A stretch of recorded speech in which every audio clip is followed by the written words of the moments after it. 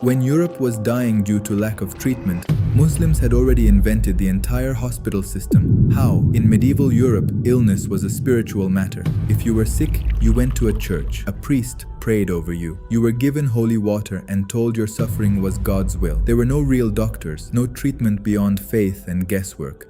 Meanwhile, in 9th century Baghdad, Caliph Harun al-Rashid had already built something Europe wouldn't understand for another 500 years. A Bimaristan, the world's first modern hospital, not a prayer house, a medical institution built entirely on science, staffed by trained physicians who had passed examinations before they were allowed to treat a single patient. The building itself was divided into separate wards: physical illness in one wing, mental illness in another, contagious diseases isolated completely away from everything else. Every patient had a medical record, medicines dispensed from a dedicated pharmacy. Treatment was tracked, documented, and reviewed by senior physicians. It was completely free, open to every person regardless of religion, race, or wealth. Muslim, Christian, Jewish, it didn't matter. If you were sick, you were treated. But the Bimaristan wasn't just a building, it was an entire healthcare system. They introduced mobile dispensaries, hospitals on camels, to reach rural areas, and prison healthcare, ensuring even inmates were treated by doctors.